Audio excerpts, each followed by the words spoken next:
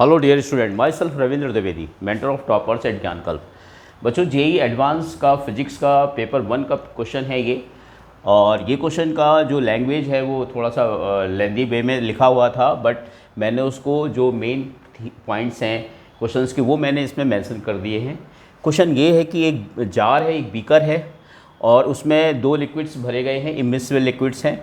और इसमें जो दोनों लिक्विड्स हैं उसका डेंसिटी जो 6 रो है और 2 रो है। ऑब्वियसली हैवी डेंसिटी वाला लिक्विड नीचे रहेगा, तो इस तरह से भरा हुआ है। और एक रॉड जो है वो बॉटम पर पाइवोट की गई है। रॉड की जो लेंथ L है और जो लिक्विड जो भरा गया है L/2 लेंथ तक हैवी लिक्विड भरा गया है 6 रो डेंसिटी का, और बाकी जो है ऊपर है वो 2 रो है। ओके, और ये कम्प्लीटली इमर्ज हो रखी है, रॉड पूरी तरह से डूबी हुई है। और इसको स्लाइटली डिस्प्लेस करा दे रहे हैं, इसको इस पॉइंट पे पाइवोट हो रखा है, इसको इक्विलिब्रियम पोजीशन से इसको थोड़ा सा डिस्टर्ब करा दे रहे हैं, रोटेट करा दे रहे हैं आइदर साइड, दिस साइड और दिस साइड, और रिलीज़ कर दे रहे हैं। तो ये ऑसिलेट कर रही है और उसने माना है कि फ्रीली ऑसिलेशन हो रहा है। तो इसका टाइम पीरियड ऑसिलेशन दे रखा है 2π/n √L/g।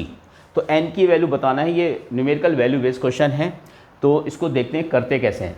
यहाँ सबसे इम्पोर्टेंट बात ये है कि यहाँ पे 2 इमिसिबल लिक्विड भरे गए हैं और जब हम इस रॉड को डिस्प्लेस कराएंगे इक्विलिब्रियम पोजीशन से तो कुछ सिचुएशन इस तरह से बनेगी। मान लो ये रॉड हमने इस तरह से रोटेट करा दी, ओके, और ये हमारा पॉइंट O है, इसको पाइवोट पॉइंट बोलते हैं।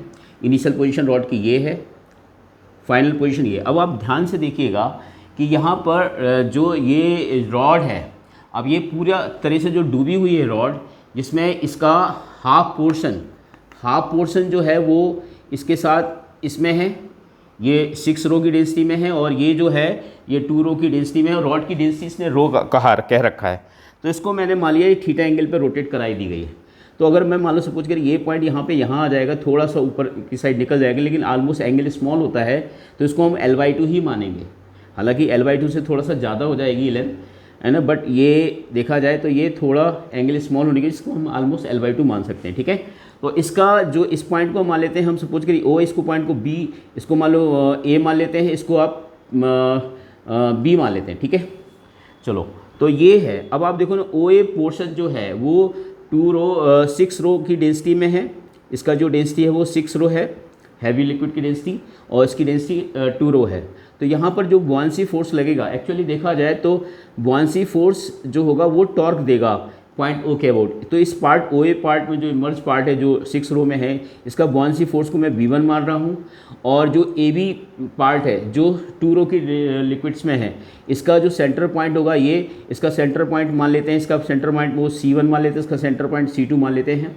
तो यहाँ पर जो बुआंसी फोर्स लगेगा वो यहाँ लगेगा V2। ओके, तो ये जो दोनों V1 और V2 जो बुआंसी फोर्स है वो O के अबाउट टॉर्क देंगे। तो हमारा सिंपल सी बात है कि टॉर्क निकालना है, और टॉर्क को हम I α से इक्वेट करके यहाँ पे हम अल्फा की इक्वेशंस निकालेंगे और एंगुलर SHM की कंडीशन को लिखेंगे। चलिए, तो पहले हम V1 लिखते हैं। तो V1 जो फोर्स होगा, बुआंसी फोर्स होगा, कितना होगा, डेंसिटी कितनी है लिक्विड की, 6 रो, और क्रॉस सेक्शन एरिया जो रॉड का है वो A मान लेते हैं, और इसकी जो लेंथ है वो हो गई हमारी L/2, क्योंकि पूरे वॉल्यूम पे काम करेगा। और L/2 ऑलमोस्ट लेंथ मानेंगे, एंगल थीटा स्मॉल है, तो 6 रो A L/2 क्या होगा आपका, वॉल्यूम हो गया, density into volume into G।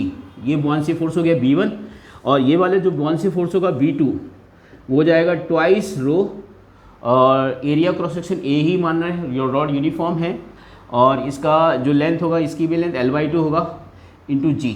Okay, तो ये बुआंसी फोर्स हो गया। अब देखिए बात आ रही है टॉर्क लेने की। तो अगर इसका टॉर्क V1 का टॉर्क इसके अबाउट लेंगे तो ये परपेंडिकुलर डिस्टेंस आएगी।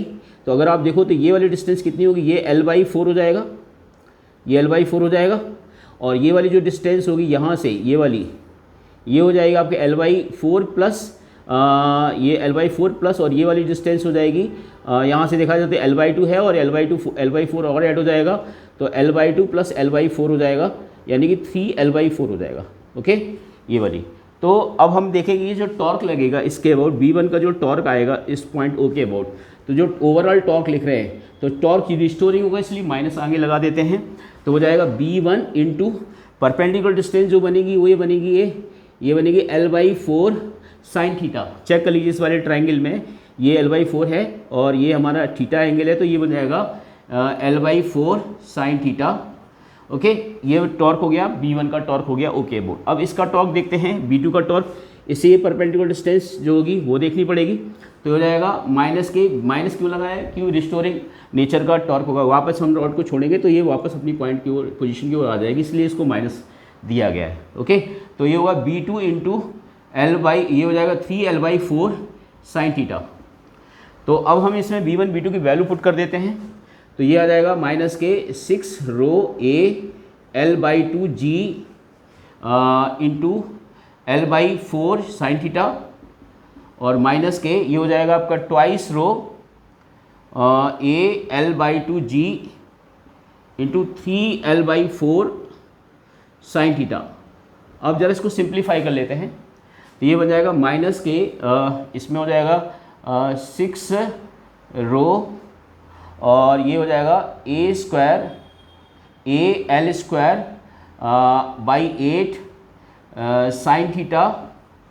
चेक कर सकते हैं 6 रो और ये L² upon 8 sign theta into G।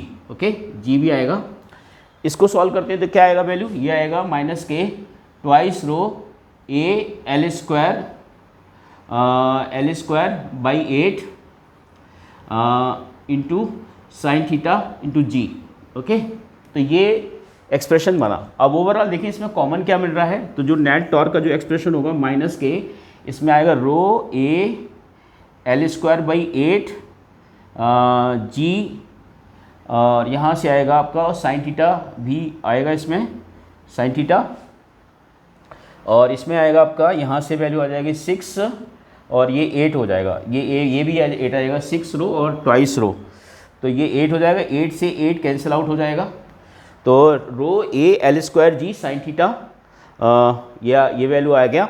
तो अगर आप देखोगे यहाँ पर, तो ये जो हम एक्सप्रेशन लिखेंगे रो A L² G, और साइन थीटा को थीटा मान सकते हैं क्योंकि एंगल स्मॉल है, थीटा इज स्मॉल एंगल, तो जब थीटा स्मॉल एंगल है तो साइन थीटा को हम लोग थीटा ले सकते हैं। अब ये बात आ रही है torque equal to I alpha होता है, तो I जो होगा वो m L² बाई 3 अल्फा हो जाएगा D2 थीटा अपॉन DT², जहाँ पर m जो है वो मास ऑफ द रॉड है। तो रॉड के मास को अगर हमें लिखना है तो हम इसको लिख सकते हैं, रॉड की डेंसिटी इन्होंने रो दे रखी है, तो ये हो जाएगा रो रॉड की डेंसिटी इंटू रॉड का volume A into L, rod की लेंथ L दे रखी है, और ये L² अपॉन 3, ये हो जाएगा D2 theta upon DT² equal to ये हो जाएगा रो A L² G into theta. अब आप देखो इसमें कुछ कैंसिल आउट भी हो रहा है, तो L² को L² से कैंसिल आउट कर सकते हैं, और A को A से कैंसिल आउट कर सकते हैं, और रो भी कैंसिल आउट हो रहा है, A भी कैंसिल आउट हो रहा है। तो यहाँ से अगर आप देखोगे तो ये एक्सप्रेशन बनेगा हमारा D2 theta upon DT² is equal to ये आएगा 3G by L into theta. Check कर सकते हो, बाकी सब कैंसिल आउट हो जाएगा, D2 theta upon DT² -3G upon L into theta. तो अगर आप देखोगे तो ये एंगुलर SHM की कंडीशन बन गई। अब एंगुलर SHM की कंडीशन जो होती है वो होती है D2 theta upon DT² equal to -ω² theta. तो अगर हम कंपेयर करेंगे इसको, तो ω² की जो वैल्यू आएगी वो आएगी अंडरवुड ऑफ ओमेगा की वैल्यू आएगा √3G बाई L आएगा। तो जो टाइम पीरियड होगा वो होगा 2 pi by omega, that will be 2 pi under root of L upon 3G। तो ये हमारा टाइम पीरियड आ गया, और उसमें क्वेश्चन में जो टाइम पीरियड बोला है उसने बोला है time period 2 pi under root of L upon G divide by N। तो अगर हम इसको इससे कंपेयर करेंगे, हमारा जो टाइम पीरियड आया है 2 pi under root of L upon 3G आया है। तो अगर मैं इसको कंपेयर करूँगा तो आप देख पाएंगे कि यहाँ पर n की जो वैल्यू होगी वो √3 होगी, और √3 की जो न्यूमेरिकल वैल्यू होती है 1.732, तो n की जो न्यूमेरिकल वैल्यू आएगी 1.732 आएगा, that is the answer. Okay, तो देखा बच्चों, हम अगर चीज़ों को समझते हैं, चीज़ों को अगर हमारे नॉलेज में है तो हम चीज़ों को बड़े आराम से कर सकते हैं, भले ही वो JEE एडवांस ही क्यों ना हो। तो आप मुझे JEE नीट के लिए ज्वाइन कर सकते हैं, Gyankalp career institute, GMS road, Dehradun. मैं हूँ रविंद्र द्विवेदी। Thank you.